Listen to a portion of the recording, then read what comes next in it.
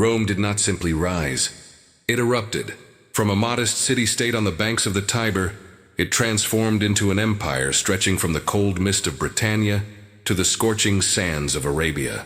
For over 1,000 years, its legions marched like thunder, feared across continents. Yet their power did not come from numbers, nor from strength alone. Rome's greatness was engineered, not gifted. The Romans were not merely soldiers, they were architects of victory. Most armies fought with fury. Rome fought with precision. They didn't seek glory in chaos. They built it through order. Each campaign, each battle, each formation was a calculated equation of death. Their soldiers were not just men, but components of a living machine. Synchronized, disciplined, and utterly relentless. They advanced not with shouts, but with silence, a sound more terrifying than any roar. On distant fields, they often found themselves outnumbered. Barbarian hordes screamed, charging with wild rage. Yet the Romans stood firm, shields locked, eyes unflinching. They understood that emotion could not win wars. Only endurance could. Every clash, every maneuver was part of a grander plan, centuries in the making. The legion was not just an army. It was Rome's mind made flesh. Rational, efficient, and merciless. Their genius was not in their swords or armor, but in their systems. The Roman way of war was a tapestry woven from cunning, adaptability, and psychology. They didn't crush enemies by chance. They dismantled them by design. Their greatest victories were not always won by strength, but by deception, patience, and timing. In the world before Rome, battle was passion. Warriors charging in blind faith, lines breaking in chaos. But Rome changed that forever. They turned battle into an art form, transforming the field into a chessboard, and their enemies into pawns. Their formations were mathematical, their discipline unshakable. And within this order, they discovered a weapon more powerful than any blade: control. Across time, legends whispered of their strange calm under pressure, their ability to hold the line against impossible odds. To outsiders, it looked like madness. To the Romans, it was method. The legion was built on a single truth: that war favored not the brave, but the prepared. And in that preparation lay their power. This is not just the story of Rome's victories, but of the tricks, the ingenious traps, the subtle illusions, and the brutal systems that turned their legions into a storm of steel. They were not the biggest, they were not the strongest, but they were, without question, the smartest. And through that intelligence, they shaped the ancient world in their image. What follows are 4 of Rome's most devastating military innovations. Strategies so cunning, so ruthless that they redefined what it meant to wage war. These were not tactics of chance. They were blueprints of dominance, carved into the bones of history itself. Imagine the roar of thousands of barbarian warriors echoing across a valley. The ground shakes beneath their charge. Shields clash, spears flash, and the air trembles with fury. You're one of them, a proud warrior, fearless, driven by rage. You crash against the Roman line with every ounce of strength you have. And at first it works. The Romans falter. Their front ranks bend beneath the assault. Victory feels close enough to taste. But then something happens, and something strange, almost unnatural. The soldiers before you don't break. They don't panic. They begin to move backward, not in chaos, but in perfect order. Through narrow gaps they melt away, vanishing behind fresh lines of men. You push forward, thinking they're retreating. You charge harder, hungry for blood. But suddenly you meet new soldiers, untouched, unbroken, and ready. Their shields slam together, their spears lower. You've just entered Rome's trap. This was the triplex aces and the triple line, the foundation of Roman warfare, the mechanical heart of the legion. 3 layers of soldiers, each one ready to replace the last, rotating like gears in a machine built for destruction. The first line, the Hastati, were young and eager. They took the brunt of the first charge, their task to draw out the fury of the enemy. When they tired, they didn't die where they stood. They fell back through precise openings in the line, replaced by the principes, hardened veterans, men in their prime, carrying heavier shields, stronger armor, and unbreakable will. For the enemy, the sight was devastating. The men they thought they were breaking were suddenly gone, and in their place stood fresh, disciplined killers. It was not just a shift in manpower. It was a psychological strike. The enemy's strength waned while the Romans seemed endless, tireless, immortal. And if by some impossible chance the second line faltered, the last defense waited. The Triarii, the oldest and most experienced warriors. To reach them meant surviving a gauntlet of steel and blood. Very few ever did. The brilliance of this formation was not in power, but in endurance. Each layer drained the enemy's energy, forcing them to fight a new battle again and again. What began as a surge of fury turned into exhaustion, despair, and finally collapse. The Romans didn't just fight their enemies, they erased their spirit. Before Rome, armies fought as solid walls, single blocks of men that shattered when bent too far. The Greeks had their phalanx, a formation strong from the front but fragile from the sides. Rome took that idea and made it alive. Their lines could breathe, bend, and shift like a living creature. It was flexibility wrapped in iron discipline. A dance of death choreographed to perfection.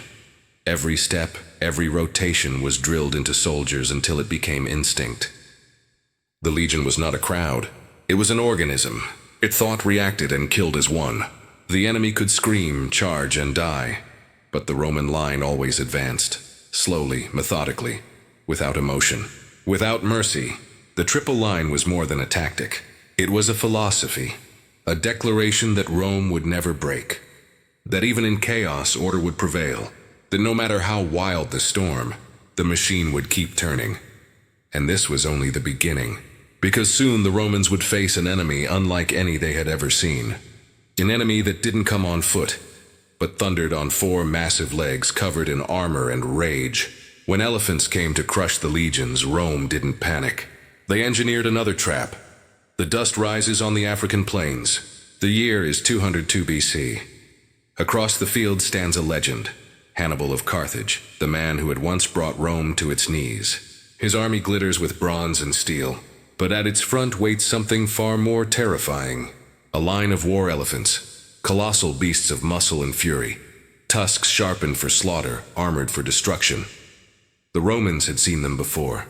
They remembered the screams of men crushed beneath their feet, the sound of bones snapping like twigs. Most armies would have broken at the sight alone. But this time Rome had learned. This time they were ready. As Hannibal raised his arm, the elephants surged forward.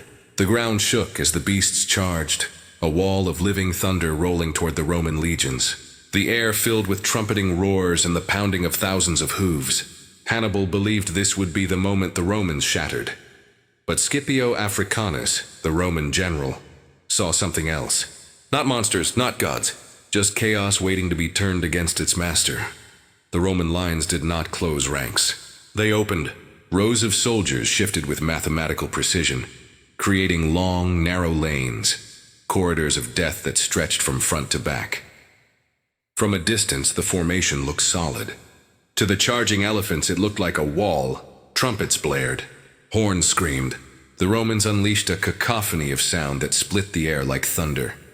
It wasn't music, it was terror, crafted for beasts that feared confusion more than steel. As the elephants neared, Roman skirmishers hurled javelins into their flanks sharp and fast, driving the animals into madness. And then the miracle happened. The elephants swerved. Instead of smashing into the Roman front, they barreled down the open corridors, the very lanes the Romans had built. Spears jabbed from both sides, slicing flesh and muscle as the creatures thundered through. Some fell, others turned in panic, crushing their own riders. A few ran straight through the army and out the back, disappearing into the plains. And then came the final twist. The chaos turned backward. Some elephants, maddened by pain, turned and charged the Carthaginian lines. What was meant to destroy the Romans now tore through Hannibal's own troops. Shields shattered, men screamed, and order collapsed. Scipio didn't just survive Hannibal's trump card. He reversed it. He didn't overpower the elephants. He redirected them. It was strategy through psychology, calm logic against blind rage. When the dust settled, Rome stood unbroken. Hannibal's army, once invincible, began to crumble. Zima became not just a victory, but a lesson. That intelligence could triumph over terror. That calculation could defeat chaos. The Romans carried this philosophy forward. They understood now that battle was not just fought with swords. It was built step by step, with design and discipline. But Rome's genius didn't stop at the battlefield, because when the fighting ended, they carried their strength wherever they went. Their next weapon wasn't forged from steel. It was built from earth, a fortress that could walk. The sun is setting on a foreign horizon. A Roman legion marches in silence, 10,000 men moving as one body, iron feet striking dust in rhythm. They've marched 20 miles under burning heat, but when they reach their destination, there is no rest. Because the Romans never slept in the open. They brought Rome with them.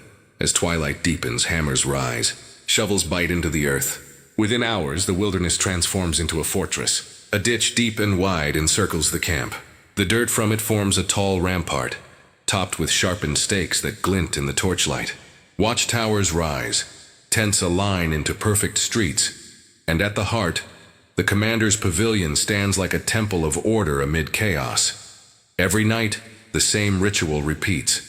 No matter the terrain, mountains, desert, forest, the Roman army ends the day behind walls. Enemies might sleep in the open, scattered and vulnerable, but the legions rest inside geometry. A fortress built by hand, torn down at dawn and rebuilt the next night.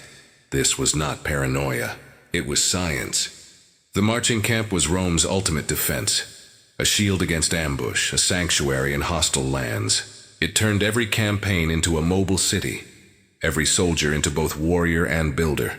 But the Romans didn't stop at defense. They made the fortress itself a weapon. When arrows rained from the sky or stones crashed from fortress walls, the legionaries didn't cower. They transformed, shields locked in front, shields raised above. The formation shifted into something monstrous, something ancient, the testudo, the tortoise. From a distance it looked like a living machine, an iron shell creeping forward through a storm of death. Arrows clattered uselessly off the top, spears glanced away, rocks shattered and slid. Inside, unseen, hundreds of men moved in perfect rhythm, silent, patient, unstoppable. To the enemy watching from the walls, it was a nightmare. Every strike failed, every effort broke against the Roman wall of shields. And as the tortoise reached the gates, it opened. Soldiers poured out like a flood, swords drawn, eyes cold. The fortress and the tortoise, two sides of the same mind. Discipline that never slept, precision that never broke. Where others saw battle as chaos, Rome saw architecture. Even Julius Caesar carried the idea further. At the siege of Alesia, he didn't just trap his enemies behind one wall. He built two. One to keep them in, another to keep rescuers out. Two circles of death encasing an entire army. It wasn't war anymore.